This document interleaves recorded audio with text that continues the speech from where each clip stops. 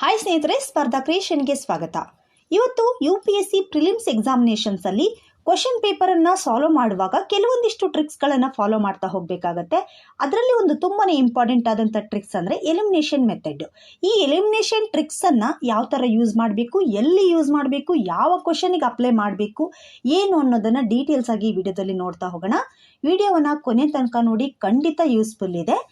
ಇದು ಒಂದೇ ವರ್ಷಕ್ಕೆ ಅಂದರೆ 2024ಕ್ಕೆ ಅಥವಾ 25ಕ್ಕೆ ಅಂತಲ್ಲ, ನೀವು ಯಾವಾಗ ಎಕ್ಸಾಮ್ ಬರೀತೀರಾ ಆ ಟೈಮಲ್ಲಿ ಎಲ್ಲ ಟೈಮಲ್ಲೂ ಕೂಡ ಯೂಸ್ ಆಗುವಂಥ ಒಂದು ಇಂಪಾರ್ಟೆಂಟ್ ಆದಂಥ ಟ್ರಿಕ್ಸ್ ಅಂತ ಹೇಳ್ಬೋದು. ಈ ಎಲಿಮಿನೇಷನ್ ಮೆಥಡನ್ನು ಎಲ್ಲಿ ಯೂಸ್ ಮಾಡಬೇಕು, ಹೇಗೆ ಯೂಸ್ ಮಾಡಬೇಕು ಅನ್ನೋದು ತುಂಬಾ ಇಂಪಾರ್ಟೆಂಟು. ಸೊ ಅದು ನಮಗೆ ಗೊತ್ತಿರಬೇಕಾಗತ್ತೆ. ಸೊ ಅವಾಗ ನಾವು ಮಾಡಬೇಕಾಗಿರೋದೇನು, ಈಗ 2025-26ಕ್ಕೆ ಎಕ್ಸಾಮ್ ಬರಿತೀನಿ ಅಂದರೆ ಇವಾಗ ನಾನು ಸ್ಟ್ಯಾಟಿಕ್ ಪೋರ್ಷನನ್ನು ಓದ್ತಾ ಇರ್ತೀನಿ, ಇವಾಗಲೇ ಅದನ್ನು ಅಪ್ಲೈ ಮಾಡೋದಲ್ಲ, ಇವಾಗಲೇ ಅದನ್ನು ನೋಡೋದಲ್ಲ. ಹಾಗಾದರೆ ಯಾವಾಗ ನೋಡಬೇಕು ಅಂದರೆ, ನಾವು ಯಾವ ವರ್ಷ ಎಕ್ಸಾಮನ್ನು ಬರಿತೀವೋ ಆ ವರ್ಷದಲ್ಲಿ ಜನವರಿ ನಂತರ ಕಂಪ್ಲೀಟಾಗಿ ಪ್ರಿಲಿಮ್ಸಿಗೆ ಸಂಪೂರ್ಣವಾಗಿ ಫೋಕಸ್ ಮಾಡ್ತಾ ಇರ್ತೀವಿ. ಸೊ ಅಂಥ ಟೈಮಲ್ಲಿ ಕ್ವಶನ್ ಪೇಪರನ್ನು ಜಾಸ್ತಿ ಸಾಲ್ವ್ ಮಾಡಬೇಕಾಗತ್ತೆ. ಆ ಕ್ವಶನ್ ಪೇಪರನ್ನು ಸಾಲ್ವ್ ಮಾಡುವಾಗ PCL ಆಗಿರುವಂಥ UPSC ಕ್ವಶನ್ಸ್ ಪೇಪರ್ಗಳಾಗಿರ್ಬೋದು, ಅಥವಾ ಮಾಡೆಲ್ ಕ್ವಶನ್ ಪೇಪರ್ಗಳಾಗಿರ್ಬೋದು, ಅಥವಾ ಯಾವುದೋ ಒಂದು ಇನ್ಸ್ಟಿಟ್ಯೂಟಿನ ಟೆಸ್ಟ್ ಸೀರೀಸ್ಗಳನ್ನು ಕೊಡ್ತಾ ಇರುವಾಗಲಾಗಿರ್ಬೋದು, ಅಂಥ ಸಮಯದಲ್ಲಿ ನೀವು ಇವನ್ನು ಅಪ್ಲೈ ಮಾಡಬೇಕಾಗತ್ತೆ. ಸೊ ಯಾವ ಥರ ಅಪ್ಲೈ ಮಾಡೋದು ಅಂತ ಹೇಳಿದರೆ, ಫಸ್ಟು ಒಂದು question ಪೇಪರನ್ನು ತೆಗೆದುಕೊಳ್ತೀರಾ.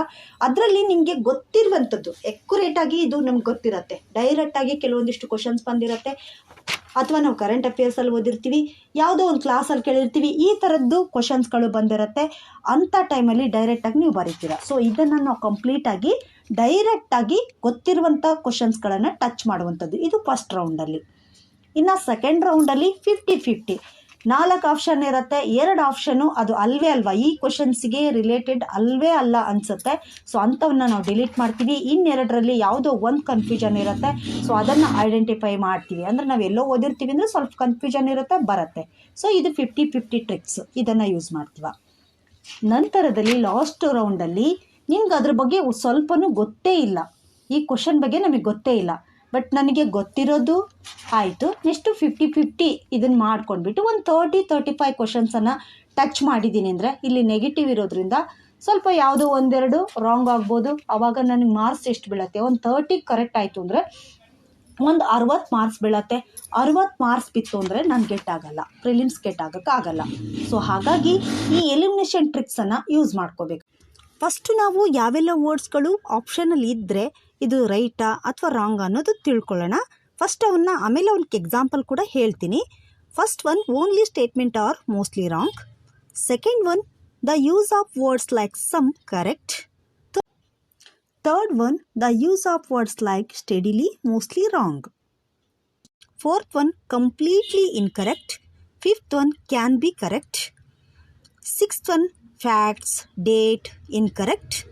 Seventh one, common sense using. Eighth one, does not, cannot, this also wrong. ಇವಿಷ್ಟನ್ನು ನಾವಿವಾಗ ಎಕ್ಸಾಂಪಲ್ ಸಮೇತ ನೋಡ್ತಾ ಹೋಗೋಣ. ಈ ಎಲಿಮಿನೇಷನ್ ಟ್ರಿಕ್ಸನ್ನು ಯೂಸ್ ಮಾಡ್ಕೊಂಡ್ಬಿಟ್ಟು 10-15 ಕ್ವಶನ್ಸ್ಗಳನ್ನು ಟಚ್ ಮಾಡಲಿಕ್ಕೆ ಸಾಧ್ಯತೆ ಇದೆ. ಇವು 100% ಕರೆಕ್ಟ್ ಆಗುತ್ತೆ ಅಂತ ಅಲ್ಲ, ಅದರಲ್ಲಿ ಯಾವುದೋ 1-2 ಮಿಸ್ ಆದ್ರೂ ಕೂಡ ನಾವು ಬರೆದಿರುವಂಥ ಒಂದು 15 ಕ್ವಶನ್ ಟಚ್ ಮಾಡಿದ್ದೀವಿ ಅಂದರೆ 1-2 ಕ್ವಶನ್ ರಾಂಗ್ ಆದರೂ ಉಳಿದಿದ್ವೆಲ್ಲವೂ ಕರೆಕ್ಟ್ ಆಗುತ್ತೆ. ಸೊ ಎಕ್ಸಾಂಪಲ್ ಸಮೇತ ನೋಡ್ತಾ ಹೋದ್ವಿ ಅಂದರೆ ಗೊತ್ತಾಗ್ತಾ ಹೋಗುತ್ತೆ. First one, only statements are mostly wrong. ಯಾವಾಗಲೂ ಓನ್ಲಿ ಅನ್ನುವಂಥದ್ದು ಏನಾದರೂ ಸ್ಟೇಟ್ಮೆಂಟಲ್ಲಿ ಬಂದಿತ್ತು ಅಂದರೆ ಅದು ರಾಂಗ್ ಆಗಿರುತ್ತೆ ಅನ್ನುವಂಥದ್ದು. ಸೊ ಎಕ್ಸಾಂಪಲ್ ಆಗಿ ನೋಡೋದಾದರೆ 2021ನೇ UPSC ಪ್ರಿಲಿಮ್ಸಿನ ಕ್ವಶನ್ಸ್ ಇದು. ಸೊ ಇದರಲ್ಲಿ 4 ಆಪ್ಷನ್ ಇದೆ. ಈ 4 ಆಪ್ಷನ್ನಲ್ಲಿ ಎರಡನೇದಕ್ಕೆ it is a only circular temple build in India ಅಂತ ಇದೆ. ಸೊ ಇದು ನಮಗೆ ರಾಂಗ್ ಅಂತ ಗೊತ್ತಾಯಿತು. ಇಲ್ಲಿ ನಾವು ಮಾಡಬೇಕಾಗಿರುವಂಥದ್ದು ಈ ಕ್ವಶನನ್ನು ಕೇರ್ಫುಲ್ಲಾಗಿ ಓದ್ಕೋಬೇಕು. ಅದಾದ ನಂತರ ಇದರಲ್ಲಿ ಎರಡನೇದು ನಮಗೆ ರಾಂಗ್ ಅಂತ ಗೊತ್ತಾಯಿತು. ಹಾಗಾದರೆ 1, 3, 4ರಲ್ಲಿ ನಾವು ಆನ್ಸರನ್ನು ಕಂಡುಹಿಡಿಬೇಕು. ಎರಡನೇದನ್ನು ನಾವು ಡಿಲೀಟ್ ಮಾಡಿಬಿಟ್ವಿ. ಇಲ್ಲಿ ಆಪ್ಷನ್ನಿಗೆ ಬರೋಣ. ಆಪ್ಷನ್ನಿಗೆ ಬಂದಾಗ 1ನೇ ಆಪ್ಷನಲ್ಲಿ 2 ಇದೆ, ಹಾಗಾದರೆ ಇದು ಅಲ್ಲ. 2ನೇ ಆಪ್ಷನಲ್ಲಿ 2, 3 ಇದೆ, ಇದು ಅಲ್ಲ. 4ನೇ ಆಪ್ಷನ್ನಲ್ಲೂ ಕೂಡ 2, 3, 4 ಇದೆ, ಇದು ಅಲ್ಲ. ಹಾಗಾದರೆ ಆನ್ಸರ್ ಈಸ್ 1 ಮತ್ತು 4 ಅಂತ ಇದ್ದಿದ್ದು. ಆನ್ಸರು C ಆಗಿರುತ್ತೆ. ಆನ್ಸರನ್ನು ನೋಡಿದರೂ ಕೂಡ ರೈಟ್ ಆನ್ಸರು C ಆಗಿದೆ. ಸೊ ಈ ಥರ ನಾವು ಯೂಸ್ ಮಾಡ್ಕೋಬೇಕಾಗತ್ತೆ. ಇದಕ್ಕೆ ಇನ್ನೊಂದು ಎಕ್ಸಾಂಪಲನ್ನು ನೋಡೋದಾದರೆ 2017ರದ್ದು ಇಲ್ಲೊಂದು ಕ್ವಶನನ್ನು ತೆಗೆದುಕೊಂಡಿದ್ದೀನಿ. ಈ ಥರ ಕ್ವಶನ್ಸ್ಗಳು ನಿಮಗೆ ಸಾಕಷ್ಟು ಸಿಗುತ್ತೆ. ಸೊ ನೀವು ನೋಡ್ತಾ ಹೋಗಬೇಕು. ನಾನಿಲ್ಲಿ 1 ಅಥವಾ 2 ಪ್ರತಿಯೊಂದು ಇದಕ್ಕೂ ಕೂಡ ತೋರಿಸ್ತಾ ಹೋಗ್ತೀನಿ. ಅದರಲ್ಲಿ 2017ರ questions with reference to Manipuri Sankirtana consider the following statement ಅಂತ ಇದೆ ಕ್ವಶನ್ಸು. ಇದರಲ್ಲಿ 3 ಆಪ್ಷನ್ ಕೊಟ್ಟಿದ್ದಾರೆ. ನಮ್ಮ ಎಲಿಮಿನೇಷನ್ ಟ್ರಿಕ್ಸನ್ನು ನಾವು ಯೂಸ್ ಮಾಡೋದಾದರೆ ಓನ್ಲಿ ಇಲ್ಲಿ ಯೂಸ್ ಮಾಡ್ತಾ ಇದ್ದೀವಿ. ಇದರಲ್ಲಿ 2ನೇ ಆಪ್ಷನಲ್ಲಿ ಇದೆ symbols are the only musical instrument use in the performance ಅಂತ. ಈ ಮಣಿಪುರಿ ಸಂಕೀರ್ತನದಲ್ಲಿ ಏನೇನು ನಮಗೊಂದು ಸ್ವಲ್ಪ ಕಾಮನ್ ಸೆನ್ಸನ್ನು ಕೂಡ ನಾವು ಯೂಸ್ ಮಾಡಬೇಕಾಗತ್ತೆ. ಇಲ್ಲಿ ತಾಳಗಳನ್ನು ಮಾತ್ರ ಯೂಸ್ ಮಾಡ್ತಾರೆ ಅನ್ನುವಂಥದ್ದು, ಇಲ್ಲಿ ಓನ್ಲಿ ಅನ್ನುವಂಥದ್ದು ಬಂದಿದೆ.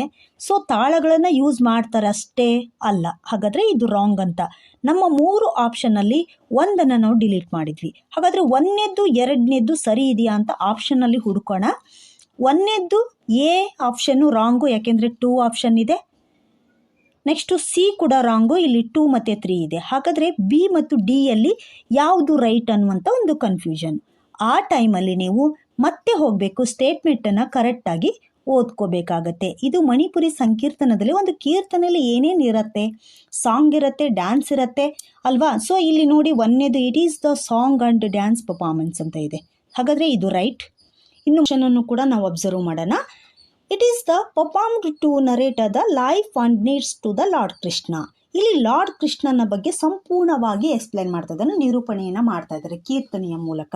ಸೊ ಹಾಗಾದರೆ ಯಾವುದೇ ಒಂದು ಕೀರ್ತನೆ ಅಂತ ಹೇಳಿದರೆ ಅಲ್ಲಿ ಡ್ಯಾನ್ಸ್ ಇರುತ್ತೆ, ಸಾಂಗ್ ಇರುತ್ತೆ, ಹಾಗೆ ಯಾವುದಾದ್ರೂ ಒಂದು ದೇವರ ಬಗ್ಗೆ ಅಲ್ಲಿ ಹೇಳ್ತಾ ಇರ್ತಾರೆ. ಸೊ ಇಲ್ಲಿ ಮಣಿಪುರಿ ಇದರಲ್ಲಿ ಲಾರ್ಡ್ ಕೃಷ್ಣನ ಬಗ್ಗೆ ಹೇಳ್ತಾ ಇದ್ದಾರೆ. ಹಾಗಾದರೆ 1 ಮತ್ತು 3 ಕರೆಕ್ಟ್ ಆಗುತ್ತೆ. ಆನ್ಸರ್ ಯಾವುದು ಅಂತ ನಾವಿಲ್ಲಿ ನೋಡಿದರೆ ಆಪ್ಷನ್ ಬಿ ಕರೆಕ್ಟ್ ಆನ್ಸರ್ ಆಗಿರುತ್ತೆ. ಈ ಥರ ನಾವು ನೋಡಿಬಿಟ್ಟು ಎಲಿಮಿನೇಷನ್ ಟ್ರಿಕ್ಸನ್ನು ಯೂಸ್ ಮಾಡ್ಕೋಬೇಕಾಗತ್ತೆ. ನೆಕ್ಸ್ಟು ಸಮ್ ಏನಾದರೂ ಯೂಸ್ ಆಗಿತ್ತು ಅಂತಂದರೆ ಅದು ಯಾವಾಗಲೂ ಕರೆಕ್ಟ್ ಆಗಿರುತ್ತೆ. Some mostly tends to be correct ಅಂತ. ಹಾಗಾದರೆ ಯಾವ ಥರ ಅಂತ ನೋಡೋದಾದರೆ ಎಕ್ಸಾಂಪಲನ್ನು ನೋಡೋದಾದರೆ 2019ರ ಪ್ರಿಲಿಮ್ಸ್ ಕ್ವಶನನ್ನು ನೋಡ್ಬೋದು. Consider the following statement. ಇಲ್ಲಿ ಒಂದು ಕ್ವಶನ್ ಇದೆ. ಸೊ ಇದರಲ್ಲಿ ನಮಗೆ ಸ್ಟೇಟ್ಮೆಂಟ್ಗಳನ್ನು ಕೊಟ್ಟಿದ್ದಾರೆ, 4 ಸ್ಟೇಟ್ಮೆಂಟನ್ನು ಕೊಟ್ಟಿದ್ದಾರೆ. ಆ 4 ಸ್ಟೇಟ್ಮೆಂಟು ಸಮ್ ಇಂದನೇ ಸ್ಟಾರ್ಟ್ ಆಗಿದ್ದಾವೆ. ಇಲ್ಲಿ ಸಮ್ ಅಂತ ಯೂಸ್ ಮಾಡಿಕೊಂಡು 4ಕ್ಕೂ ಕೂಡ ಮೆನ್ಷನ್ ಮಾಡಿದ್ದಾರೆ ಅಂತಂದರೆ ಆಲ್ ದಿ ಅಬೋವ್ ಅಂತ ಹೇಳ್ದಾಗೆ, ಅಂದರೆ 4 ಕರೆಕ್ಟು ಅಂತ ಹೇಳ್ದಾಗೆ. ಇಲ್ಲಿ ನಿಮಗೆ ಆಪ್ಷನ್ನು ಆಲ್ ದಿ ಅಬೋವ್ ಆದರೂ ಬರ್ಬೋದು, ಅಥವಾ ಆಪ್ಷನ್ 1 2 3 ಅಂತ 4 ಅಂತ ಅಂದರೂ ಬರ್ಬೋದು. ಇದರಲ್ಲಿ ಯಾವ್ದು ಬಂದ್ರೂ ಕರೆಕ್ಟೇ. 1 2 3 4 ಅಂತ ಡಿ ಆಪ್ಷನ್ ಇದೆ. ಹಾಗಾದರೆ ಆನ್ಸರು ಡಿ ಆಗಿರುತ್ತೆ. ಇಲ್ಲಿ ಆನ್ಸರನ್ನು ಚೆಕ್ ಮಾಡಿದಾಗಲೂ ಕೂಡ ಗೊತ್ತಾಗುತ್ತೆ ಡಿ ಆನ್ಸರು. ನೆಕ್ಸ್ಟು ಸ್ಟಡಿಲಿಯನ್ನು ನಾವು ನೋಡೋದಾದರೆ ಸ್ಟೇಟ್ಮೆಂಟಲ್ಲಿ ಏನಾದರೂ ಸ್ಟಡಿಲಿ ಬಂದಿತ್ತು ಅಂದರೆ ಅದು ಯಾವಾಗಲೂ ರಾಂಗ್ ಆಗಿರುತ್ತೆ. ಇಲ್ಲಿ ಫಾರ್ ಎಕ್ಸಾಂಪಲ್ ಆಗಿ 2018ರ ಕ್ವಶನನ್ನು ನೋಡ್ಬೋದು. ಇಲ್ಲಿ ಕ್ವಶನನ್ನು ಕೇರ್ಫುಲ್ಲಾಗಿ ನೋಡ್ಕೋಬೇಕಾಗತ್ತೆ. ಅದರಲ್ಲಿ ಆಪ್ಷನ್ನಲ್ಲಿ ಬಂದಿದೆ ಸ್ಟಡಿಲಿ ಇನ್ಕ್ರೀಸ್ಡ್ ಅಂತ ಬಂದಿದೆ. ಇಲ್ಲಿ ಇನ್ಕ್ರೀಸ್ಡ್ ಅಂತ ಹೇಳಿ ಬರುತ್ತಲ್ಲ, ಅಂದರೆ ಸ್ಥಿರವಾಗಿ ಹೆಚ್ಚಳವಾಗೋದು ಈ ಥರ ಹೇಳ್ತಾರಲ್ಲ. ಸೊ ಹಾಗಾಗಿ ಅಂಥ ಸಂದರ್ಭದಲ್ಲಿ ಬರುತ್ತೆ, ಅಂದರೆ ಇದು ಊಹೆ ಮೇಲೆ ಇರುವಂಥದ್ದು. ಸೊ ಅದಕ್ಕೋಸ್ಕರ ಇದು 1ನೇದ್ದು ರಾಂಗ್ ಆಗುತ್ತೆ, ಅಂದರೆ ಸ್ಟಡಿಲಿ ಅಂತ ಬಂದಿದೆ. ಸೊ ಇದು ರಾಂಗ್. ಹಾಗಾದರೆ ರೈಟ್ ಯಾವುದು? 2 ಆಪ್ಷನ್ ಇದೆ. 2 ಯಾವುದು ಇದರಲ್ಲಿ ಆಪ್ಷನ್ನಲ್ಲಿ ಇದೆಯಾ ನೋಡ್ಕೋಬೇಕು. ಓನ್ಲಿ 1 ಅಲ್ಲ, ಹಾಗಾದರೆ 2 only. Option is B correct. ಅಂದರೆ ಸಿ 1 ಆ್ಯಂಡ್ 2 ಅಂತ ಇದೆ, ನೈದರ್ 1 ನಾರ್ 2 ಅಂತ ಇದೆ. ಸೊ ಇವು ಯಾವ ಆಪ್ಷನ್ನು ಆಗಲ್ಲ, ಆಪ್ಷನ್ ಬಿ ರೈಟ್ ಆಗುತ್ತೆ. ಕ್ವಶನನ್ನು ನೋಡ್ಬೋದು 2017ರ ಪ್ರಿಲಿಮ್ಸ್ ಕ್ವಶನ್ನು. ಇದರಲ್ಲಿ ನಾವು ಕನ್ಸಿಡರ್ ದ ಫಾಲೋಯಿಂಗ್ ಸ್ಟೇಟ್ಮೆಂಟ್ ಅಂತ ಇದೆ. ಇದರಲ್ಲಿ 2 GDP ಬಗ್ಗೆ ಇರುವಂಥದ್ದು, ಸ್ಟಡಿಲಿ ಇನ್ಕ್ರೀಸ್ಡ್ ಅಂತ 2ರಲ್ಲೂ ಬಂದಿದೆ. ಹಾಗಾದರೆ 2 ರಾಂಗಾ ಅಂದಾಗ ನಾವು ಸ್ವಲ್ಪ ಕಾಮನ್ ಸೆನ್ಸನ್ನು ಯೂಸ್ ಮಾಡಬೇಕು. Which is the statement give above is are correct ಅಂತ ನಮ್ಗೆ ಕೇಳಿದ್ದಾರೆ. ಹಾಗಾದರೆ ಇದರಲ್ಲಿ ಯಾವುದು ಕರೆಕ್ಟ್ ಅಂತ. ಇಲ್ಲಿ ನಮಗೆ ಓನ್ಲಿ 1 ಅಲ್ಲ, ಓನ್ಲಿ 2 ಅಲ್ಲ, ಬೋತ್ 1 ಆ್ಯಂಡ್ 2, ಯಾಕೆಂದರೆ ಆಲ್ರೆಡಿ ರಾಂಗ್ ಅಂತ ಅಂದ್ಕೊಬಿಟ್ಟಿದ್ದೀವಿ. ಸೊ ನಾವು ಡಿ ಆಪ್ಷನನ್ನು ಹಾಕಬೇಕಾಗತ್ತೆ, ನೈದರ್ 1 ನಾರ್ 2 ಅಂತ ಹಾಕಬೇಕಾಗತ್ತೆ. ಸ್ವಲ್ಪ ನಮ್ಮ ನಾಲೆಜು ಮತ್ತು ಕಾಮನ್ ಸೆನ್ಸನ್ನು ಯೂಸ್ ಮಾಡ್ಕೊಂಡ್ಬಿಟ್ಟು ನಾವಿದಕ್ಕೆ ಅಪ್ಲೈ ಮಾಡಬೇಕಾಗತ್ತೆ. ಈ ಥರ ಸ್ವಲ್ಪ ನೋಡ್ಕೋಬೇಕಾಗತ್ತೆ. ನೆಕ್ಸ್ಟು ಕಂಪ್ಲೀಟ್ಲಿ ಅಂತ ಏನಾದರೂ ನಿಮ್ಮ ಸ್ಟೇಟ್ಮೆಂಟಲ್ಲಿ ಬಂದಿತ್ತು ಅಂದರೆ ಅದು ಕೂಡ ರಾಂಗ್ ಆಗಿರುತ್ತೆ. ಇಲ್ಲೊಂದು ಕ್ವಶನನ್ನು ನೋಡ್ಬೋದು 2017ರ ಕ್ವಶನ್ಸು. ಅದರಲ್ಲಿ ಬಂದಿರುವಂಥದ್ದು 3 ಆಪ್ಷನನ್ನು ಕೊಟ್ಟಿದ್ದಾರೆ. ಅದರ 2ನೇ ಆಪ್ಷನ್ನಲ್ಲಿ ಕಂಪ್ಲೀಟ್ಲಿ ಅಂತ ಬಂದಿದೆ. ಹಾಗಾದರೆ ಇದು ರಾಂಗ್. ಇನ್ನು ಉಳಿದಿರುವಂಥ ಆಪ್ಷನ್ನು 1 ಮತ್ತು 3 2 ಕೂಡ ರೈಟಾ ಅಂತ ಹೇಳಿ ಆಪ್ಷನ್ನಲ್ಲಿ ಚೆಕ್ ಮಾಡಿ 1 ಮತ್ತು 3 ಓನ್ಲಿ ಅಂತ ಇದೆ. ಇದು C option. Option is C correct. Next ಇನ್ನೂ ಒಂದು ಅದಕ್ಕೆ ಎಕ್ಸಾಂಪಲು 2013 ಪ್ರಿಲಿಮ್ಸ್ ಎಕ್ಸಾಮಿನೇಷನ್ಸಿಂದು. ಸೊ ಅದರಲ್ಲಿ ನೋಡೋದಾದರೆ ಇಲ್ಲೂ ಕೂಡ 3 ಆಪ್ಷನನ್ನು ಕೊಟ್ಟಿದ್ದಾರೆ. ಅದರಲ್ಲಿ 1ನೇದರಲ್ಲಿ ಕಂಪ್ಲೀಟ್ಲಿ ಅಂತ ಬಂದಿದೆ. ಸೊ ಹಾಗಾದರೆ ಇದು ರಾಂಗು. 2 ಮತ್ತು 3 ಅಷ್ಟೇ ಇದೆಯಾ ಚೆಕ್ ಮಾಡ್ಕೊಳ್ಳಿ. ಆಪ್ಷನ್ 1 ಓನ್ಲಿ 1 ಅಂತ ಇದೆ, ಇದು ಅಲ್ವೇ ಅಲ್ಲ. ಹಾಗಾದರೆ 2 ಮತ್ತು 3 ಅಲ್ಲಿದೆ. So right answer. ಇನ್ನೂ ಒಂದು ಸರಿ ಎರಡನ್ನೂ ಚೆಕ್ ಮಾಡಿಬಿಡಿ. 1 ಮತ್ತು 3 ಒಂದಂತೂ ಅಲ್ವೇ ಅಲ್ಲ, ಇದು ಕೂಡ 1 ಬಂದಿದೆ. ಡಿ ಯಲ್ಲೂ ಕೂಡ ಅಲ್ಲ. ಹಾಗಾದರೆ ಆನ್ಸರು ಬಿ ಈಸ್ ಕರೆಕ್ಟ್. ಈ ಥರ ನೀವು ನೋಡ್ಕೋಬೇಕಾಗತ್ತೆ. ನೆಕ್ಸ್ಟು ಕ್ಯಾನ್ ಬಿ ಅಂತ ಏನಾದರೂ ನಿಮ್ಮ ಆಪ್ಷನಲ್ಲಿ ಬಂದಿತ್ತು ಅಂತ ಅಂದರೆ ಅದು ರೈಟ್ ಆಗಿರುತ್ತೆ. ಇಲ್ಲಿ ನಾವು ನೋಡ್ಬೋದು 2015 ಕ್ವಶನನ್ನು ನೋಡೋಣ. ಇಲ್ಲಿ ಕ್ಯಾನ್ ಬಿ ಅಂತ ಫಸ್ಟ್ ಆಪ್ಷನ್ನಲ್ಲೂ ಬಂದಿದೆ, ಸೆಕೆಂಡ್ ಆಪ್ಷನ್ನಲ್ಲೂ ಬಂದಿದೆ. ಕ್ಯಾನ್ ಬಿ ಅಂತ ಎರಡು ಕಡೆನೂ ಯೂಸ್ ಮಾಡಿದ್ದಾರೆ. ಹಾಗಾದರೆ ಎರಡೂ ಕರೆಕ್ಟ್ ಆಗಿದ್ದಾವೆ. ಓನ್ಲಿ ಅನ್ನುವಂಥದ್ದು ಇನ್ನೊಂದು ಸ್ಟೇಟ್ಮೆಂಟಲ್ಲಿ ಓನ್ಲಿ ಅನ್ನುವಂಥದ್ದು ಬಂದಿದೆ. ಈಗಾಗಲೇ ನಾವು ಓನ್ಲಿ ಅನ್ನುವಂಥದ್ದನ್ನು ನಾವು ನೋಡಿದ್ದೀವಿ. ಓನ್ಲಿ ಅಂತ ಯಾವಾಗಲೂ ಬಂತು ಅಂದರೆ ಅದು ಇನ್ಕರೆಕ್ಟ್ ಅಂತ. ಸೊ ಇಲ್ಲಿ ನಮಗೆ ಅದು ರಾಂಗ್ ಅಂತ ಗೊತ್ತಾಗ್ಬಿಡುತ್ತೆ. ಇನ್ನು ನೀವು ಇಲ್ಲಿ ಎಲಿಮಿನೇಷನ್ ಟ್ರಿಕ್ಕನ್ನು ಯೂಸ್ ಮಾಡ್ಬೋದು. ಓನ್ಲಿ ಅಂತ ಬಂದಿರೋದ್ರಿಂದ ಇದು ರಾಂಗ್ ಅಂತೇಳಿ ನೀವು ಕನ್ಸಿಡರ್ ಮಾಡ್ಬೋದು. ಅಥವಾ ಕ್ಯಾನ್ ಬಿ ಅಂತ ಇಲ್ಲಿ ಎರಡರಲ್ಲೂ ಬಂದಿದೆ ಅಂತಲೇ ನೀವೆರಡು ರೈಟ್ ಅಂತಲೂ ನೀವು ನೋಡ್ಕೋಬೋದು. ಹಾಗಾದರೆ 1, 2 ಆಪ್ಷನ್ ಯಾವುದಿದೆಯೋ ಇದು ಆನ್ಸರ್ ರೈಟ್ ಆಗಿರುತ್ತೆ. ನೆಕ್ಸ್ಟು ಇದಕ್ಕೆ ಕ್ಯಾನ್ ಬಿಗೇ ಇನ್ನೊಂದು ಎಕ್ಸಾಂಪಲನ್ನು ನೋಡೋದಾದರೆ 2014 ಕ್ವಶನನ್ನು ನೋಡ್ಬೋದು. ಇದರಲ್ಲೂ ಕೂಡ ಅಷ್ಟೇ 3 ಸ್ಟೇಟ್ಮೆಂಟಲ್ಲೂ ಕೂಡ ಕ್ಯಾನ್ ಅಂತ ಯೂಸ್ ಮಾಡಿದ್ದಾರೆ. ಸೊ ಹಾಗಾದರೆ 1, 2, 3 3 ಕೂಡ ಕರೆಕ್ಟ್ ಆಗುತ್ತೆ. ಆಪ್ಷನ್ ಡಿ 1, 2, 3 ಅಂತ ಇದೆ. Option D correct answer. ಈ ಥರ ನೀವು ನೋಡ್ಕೋಬೋದು. ಇನ್ನೊಂದು ಇಂಪಾರ್ಟೆಂಟು ಫ್ಯಾಕ್ಟ್ಸ್ ಮತ್ತು ಡೇಟು ಈ ಥರದ್ದೇನಾದರೂ ಬಂತು ಅಂತಂದರೆ ಅವು ಯಾವಾಗಲೂ ರಾಂಗ್ ಆಗಿರ್ತವೆ ಅಂತ. ಬೇರೆ ಎಕ್ಸಾಮಲ್ಲಾದರೆ ಇವೆಲ್ಲವಕ್ಕೂ ಕೂಡ ಅಂದರೆ ಡೇಟು ಫ್ಯಾಕ್ಟ್ಸು ಅವು ತುಂಬಾ ಇಂಪಾರ್ಟೆಂಟು. ಬಟ್ UPSCಗೆ ಇದರಲ್ಲಿ ಫ್ಯಾಕ್ಟ್ಸ್ ಮತ್ತು ಡೇಟ್ ಏನಾದರೂ ಬಂದಿತ್ತು ಅಂತಂದರೆ ಇದು ರಾಂಗ್ ಆಗುತ್ತೆ. ಫಾರ್ ಎಕ್ಸಾಂಪಲ್ ಆಗಿ 2018 ಕ್ವಶನನ್ನು ನೋಡೋದಾದರೆ ಇಲ್ಲಿ ನಾವು ಒಂದು ಕನ್ಸಿಡರ್ ದ ಫಾಲೋಯಿಂಗ್ ಸ್ಟೇಟ್ಮೆಂಟ್ ಅಂತ ಇದ್ದಾವೆ. 3 ಆಪ್ಷನನ್ನು ಕೊಟ್ಟಿದ್ದಾರೆ. 2ರಲ್ಲಿ ಇಲ್ಲಿ ನಂಬರನ್ನು ಕೊಟ್ಟಿದ್ದಾರೆ ನೋಡಿ. 140 ಕಿಲೋಮೀಟರ್, 1991 ಈ ಥರ ನಿಮಗೆ ಕೊಟ್ಟಿದ್ದಾರೆ. ಸೊ ಇವೆರಡೂ ರಾಂಗ್ ಆಗುತ್ತೆ. ಹಾಗಾದರೆ 1ನೇದು ಮಾತ್ರ ರೈಟು. ಆಪ್ಷನನ್ನು ನೋಡಿದರೆ ಓನ್ಲಿ 1 ಅಂತ ಇದೆ, 2, 3 ಇದೆ, 3 ಓನ್ಲಿ ಇದೆ, 1 and 3 ಅಂತ ಇದೆ.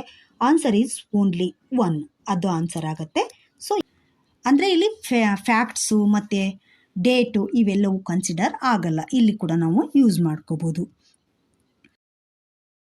ಇನ್ನು ಸೈನ್ಸ್ ಆ್ಯಂಡ್ ಟೆಕ್ನಾಲಜಿಗೆ ಸಂಬಂಧಪಟ್ಟಾಗೆ ಏನಾದರೂ ಕ್ವಶನ್ಸ್ಗಳು ಟೆಕ್ನಾಲಜಿ ಅಪ್ಲಿಕೇಶನ್ ಮೇಲೆ ಏನಾದರೂ ಕ್ವಶನನ್ನು ಕೇಳಿದರೆ ಆಲ್ಮೋಸ್ಟ್ ಎಲ್ಲ ಸ್ಟೇಟ್ಮೆಂಟು ರೈಟ್ ಆಗಿರುತ್ತೆ. ಹಾಗಾಗಿ ಆಲ್ ದಿ ಅಬೋವ್ ಅಂತ ಹಾಕ್ಬೋದು. ಅಥವಾ 1, 2, 3 ಅಂತ ಈ ಥರ ಏನಾದರೂ ಆಪ್ಷನ್ ಬಂದಿದ್ದರೂ ಕೂಡ ನೀವು ಹಾಕ್ಬೋದು. ಎಕ್ಸಾಂಪಲ್ ಆಗಿ ಇಲ್ಲಿ ನೋಡೋದಾದರೆ 2020 ಕ್ವಶನನ್ನು ನೋಡ್ಬೋದು. ಇಲ್ಲಿ ನಮಗೆ 3 ಒಂದು ಸ್ಟೇಟ್ಮೆಂಟನ್ನು ಕೊಟ್ಟಿದ್ದಾರೆ. ಸೊ 3 ಕೂಡ ರೈಟ್ ಆಗಿದ್ದಾವೆ. ಹಾಗಾದರೆ ಆನ್ಸರು ಡಿ ಆಗುತ್ತೆ. ಇನ್ನು ಕೆಲವೊಂದಿಷ್ಟು ಟಿಪ್ಸ್ಗಳಿದ್ದಾವೆ, ಅವನ್ನೆಲ್ಲವನ್ನೂ ಕೂಡ ಲೀಸ್ಟ್ ಮಾಡಿ ನಾನು ಟೆಲಿಗ್ರಾಮ್ ಗ್ರೂಪಿಗೆ ಸೆಂಡ್ ಮಾಡ್ತೀನಿ. ಇವಿಷ್ಟು ಟ್ರಿಕ್ಸನ್ನು ನಿಮ್ಮ ಪ್ರಿಲಿಮ್ಸ್ ಕ್ವಶನ್ ಪೇಪರ್ ಸಾಲ್ವ್ ಮಾಡುವಾಗ ಖಂಡಿತ ಯೂಸ್ ಮಾಡಿ, ಖಂಡಿತ ಯೂಸ್ಫುಲ್ ಆಗುತ್ತೆ. ಇಲ್ಲಿವರೆಗೂ ವಿಡಿಯೋ ನೋಡಿದ್ದೀರಿ ಅಂದರೆ ಖಂಡಿತ ನೀವು ಸೀರಿಯಸ್ ಆಸ್ಪರೆಂಟ್ಸ್ ಅಂತಲೇ. Okay, all the best. ಹಾಗೆ ಫಸ್ಟಿಗೆ ಸ್ಟಾರ್ಟಿಂಗಿಂದನೇ ನೀವು ಯೂಸ್ ಮಾಡಬೇಡಿ. ಪ್ರಿಲಿಮ್ಸಿಗೆ ಯಾವಾಗ ನೀವು ಫೋಕಸ್ ಮಾಡ್ತೀರಾ ಆವಾಗ ಯೂಸ್ ಮಾಡಿ, ಖಂಡಿತ ಒಳ್ಳೆಯದಾಗುತ್ತೆ. ಓಕೆನಾ? All the best.